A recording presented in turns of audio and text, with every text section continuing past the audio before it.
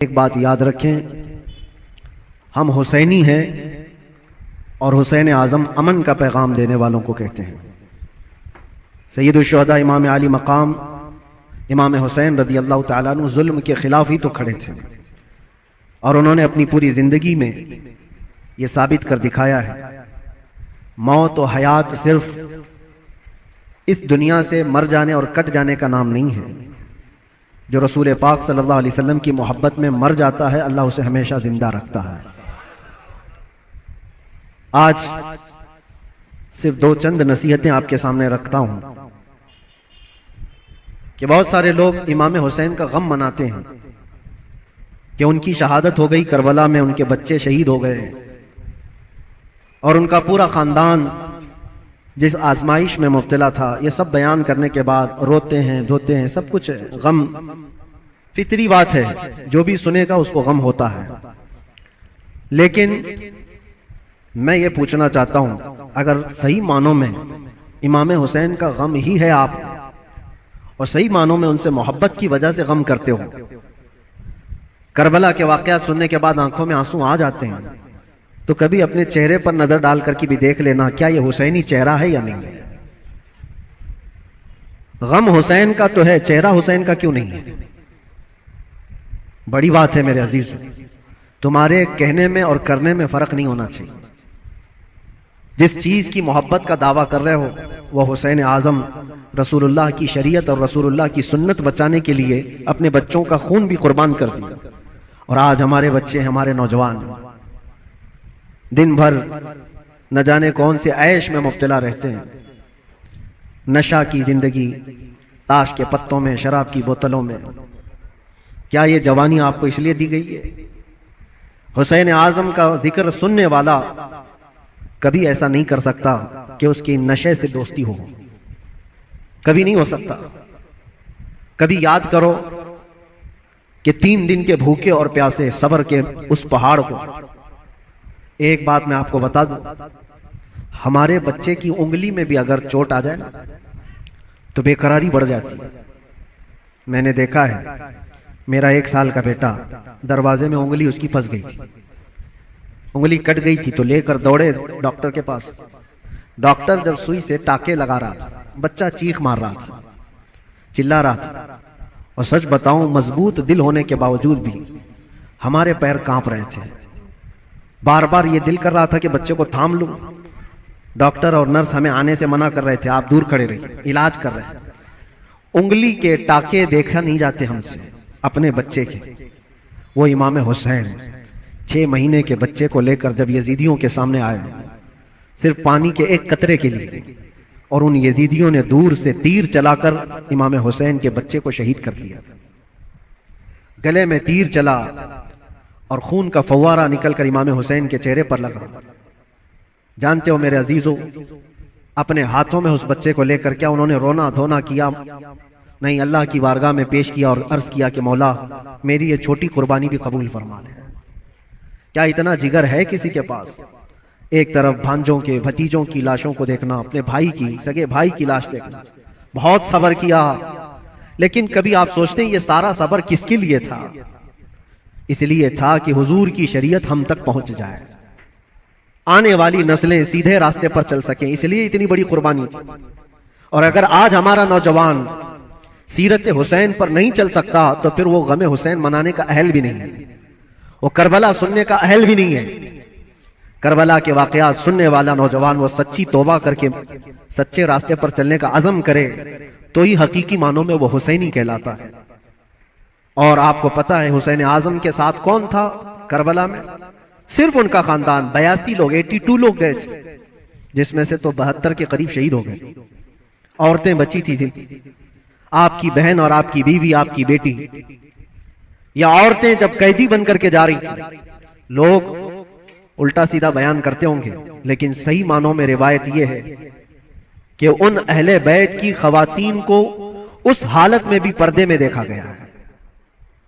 अहले बैत की कोई औरतें बेहिजाब नहीं थी, वो अपने पर्दे की पाबंदी कर रही थी, जैसे चाहे वैसे। आपको एक बात बताता हूं, जब इमाम हुसैन का सर लेकर के दिमश्क में पहुंचे, दिमश्क में जब पहुंचे तो पूरे लोग सर इमाम हुसैन को देखने के लिए भीड़ लगाए हुए थे। तो उस वक्त हजरत बीबी सकीना जो 9 साल की थी, इमाम हुसैन की बेटी, वो भी चल रही थी। एक सहाबी वहां दिमश्क में रहते थे हुजूर के, उनकी उम्र ज्यादा थी, 80 साल के करीब के थे। उन्होंने पहचान लिया इमाम हुसैन की बेटी को देख करके।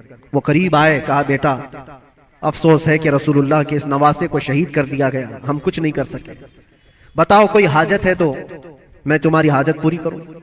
ऐसे वक्त में एक घर, जिसके घर से सब कुछ लुट गया हो, खाने पीने को भी ना हो और कैदी बनाकर ले जाया जा रहा हो, उस वक्त नन्ही सी बच्ची ने क्या कहा जानते हैं आप? कहा, ए मेरे नाना के सहाबी, ये जो मेरे बाप का सर नेज़े पर डालकर ले जा रहे हैं, इसको थोड़ा आगे कर दीजिए, ये जुलूस में आगे कर दीजिए। कहा क्यों ऐसा कह रहे हैं? कहा इसलिए कि उस सर को देखने के लिए भीड़ जमा हो रही है और वो सर देखते देखते लोग हमारी इज्जतों को भी देख रहे हैं, हमारी तरफ भी देख रहे हैं, हमारी बेपर्दगी ना होने पाए। जो सर देखना चाहते वो सर देखें, हम तो कम से कम महफूज रहे। उस आलम में भी अपने पर्दे की हिफाजत करने वाली अहले बैत की वो छोटी सी बच्ची पर कुर्बान जाओ। आज हमारी भी औरतें हैं, औरतों को इस करबला के वाक़े से ये सीखना चाहिए कि जितने ऐश परस्ती में दुनिया तुम्हें आज बाहर दावत देकर बुला रही है, मेरी बहनों, ये हकीकी जिंदगी नहीं, इस्लामी जिंदगी ये है कि रसूलुल्लाह सल्लल्लाहु अलैहि वसल्लम के अहले बैत से जुड़े हुए हर खातून ने ऐसी जिंदगी गुजारी है कि किसी अजनबी ने जिंदगी भर उनके किसी चीज को देखा नहीं है। अल्लाह करे कि हमें वो जिंदगियां नसीब हो। बस मेरा ये पैगाम है कि हुसैन आजम को सुनने के लिए सिर्फ रोना धोना जरूरी नहीं, बल्कि हुसैन आजम को सुनने वाले को ये अज़्म और हौसला रखना चाहिए कि मैं अपनी ख्वाहिशात को मार करके अल्लाह की रजा के लिए जीऊंगा, अल्लाह की रजा के लिए जीऊंगा। जो बुरी आदतें जिंदगी में आती हैं उसको तर्क करना, ये भी एक बहुत बड़ा अज़्म है, एक बहुत बड़ा हौसला है। नौजवानों से मैं गुजारिश करूंगा, आज पूरी दुनिया तुम्हारी तरफ देख रही है। आज जानते हैं हमारी कौम को क्या क्या इल्जामात हैं कि नशा तुम्हारे यहां बिकता है, नशा तुम करते हो, झूठ तुम बोलते हो, चोरियां तुम्हारे मोहल्ले में हो रही हैं, बहुत सारी आवारगियां। ये सब बातें क्यों आई तुम्हारे अंदर? रसूलुल्लाह सल्लल्लाहु तआला अलैहि वसल्लम के खानदान से मोहब्बत करने वाले, अहले बैत से मोहब्बत करने वाले अपने मुआशरे में ऐसे तो नहीं रह सकते। जिस रसूल ने कहा सफाई आधा ईमान है, आज हमारे मोहल्लों में सफाई नहीं। बात सिर्फ यही है कि सिर्फ जुबान से हुसैन हुसैन कह लेने का नाम हुसैनी नहीं होता, हुसैनी नहीं होता। अपने अमल से यह साबित करके दिखाओ कि हम हुसैनी किरदार रखते हैं, यजीद से आज भी नफरत रखते हैं। और आखिरी बात, हुकूमतें सबकी जाएंगी, आज जो तख्त पर बैठे हों कल उतर जाएंगे। यजीद 3 साल तक हुकूमत किया, अपने 3 साला दौर में उसने बहुत जुल्म किया, लेकिन तख्ता खत्म हो गया, यजीद मर गया। मुझे बताओ आज पूरी कायनात में झंडा यजीद का लहराता है या हुसैन का लहराता है? वजह यही है, हक के लिए जो खड़ा हुआ रब ताला उसे कयामत तक जिंदा रखता है। इसीलिए हमेशा इस बात को याद रखो मेरे अजीजों, जुल्म करने वाले जुल्म करते रहेंगे, मसाइब आते रहेंगे, मुसीबतें आती रहेंगी, मशक्कतें आती रहेंगी। अंधेरा होगा तो अल्लाह ताला की तरफ से उजाला भी जरूर आएगा, उजाला जरूर आएगा। अल्लाह तबारक व तआला हक के साथ हमेशा कायम रहने की तौफीक अता फरमाए। बस मैं आज इतनी नसीहत पर अपनी गुफ्तगू खत्म करता हूँ और दुआ के लिए मैं हाजिर आया था। दुआ करता हूँ, मेरा एक छोटा सा ये मैसेज था, इसलिए कि मैं एक चीज आपको ये भी बता दूं कि मैं आपकी इसी जामा मस्जिद का इमाम भी रह चुका हूँ अल्हम्दुलिल्लाह। हमारे बच्चे यहाँ पर हैं, हमारे बरसों से सुनने वाले सामाईन यहाँ पर मौजूद हैं। हो सकता है कुछ लोगों के लिए नया होगा, लेकिन चूंकि 15 साल गुजर गए तो 15 साल में बहुत सारे मामलात भी गुजर जाते हैं। कुछ लोगों ने हमारी इमेज को, हमारी छवि को बहुत बिगाड़ करके पेश किया गया है। ये आएंगे तो हलचल मच जाएगी, ऐसा होगा, वैसा होगा, भड़काऊ होगा। मेरे अजीजों, एक बात याद रखो, जो हुसैन आजम से ताल्लुक रखता है वो कभी भी आतंक से ताल्लुक नहीं रख सकता, उसका कोई ताल्लुक नहीं होगा। हाँ, जो यजीदी होगा वो यजीद के किरदार के साथ जुल्म कर सकता है, लेकिन हुसैन आजम के किरदार को सीने से लगाने वाला वो अपने ऊपर मुसीबतों के पहाड़ उठा तो लेगा, लेकिन फसाद और फितना मचाने की कभी कोशिश नहीं करेगा। अल्हम्दुलिल्लाह आज मैं ये आपके सामने इसलिए इजहार के साथ कह रहा हूं कि हमारा मकसद किसी भी जगह पर फितना फसाद फैलाना नहीं है, लॉ एंड ऑर्डर को खराब करना नहीं है। हम अपने जुबान से जो भी बात अर्ज करते हैं वो हक के लिए बात अर्ज करते हैं, नौजवानों की इस्लाह के लिए करते हैं। यहां पर बड़े लोग गवाह होंगे इसी मस्जिद के वो बच्चे जो 24 घंटे नशे में रहते थे, अल्हम्दुलिल्लाह 60 से ज्यादा नौजवान मेरे साथ इसी मस्जिद में एहतिकाफ पे भी बैठे थे, जानते होंगे पुराने लोग। और अब तो बच्चे बड़े भी हो गए और यहां तक कि मस्जिद की कमेटी में भी आ गए। बहुत सारे लोग, बचपना होगा, जवानी आएगी, बुढ़ापा भी होगा।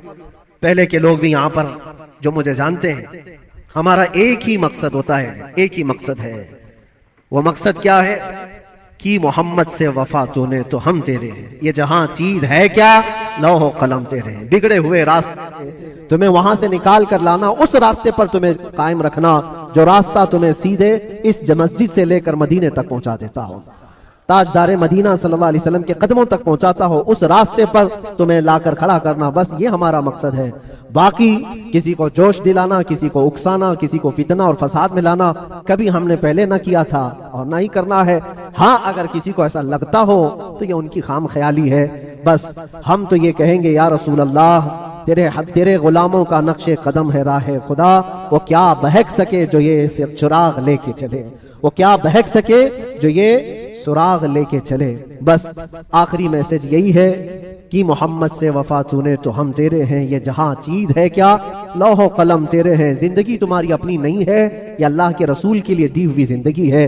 मेरे मुर्शिद गिरामी हुजूर ताजुश शरिया बदरुत तरीका रहमतुल्लाह तआला अलैह ये कह करके गए, जिंदगी ये नहीं किसी के लिए, जिंदगी है नबी की, नबी के लिए। ना समझ मरते हैं जिंदगी के लिए, जीना मरना है सब कुछ नबी के लिए। लब्बैक या रसूल अल्लाह, लब्बैक या रसूल अल्लाह, लब्बैक या रसूल अल्लाह।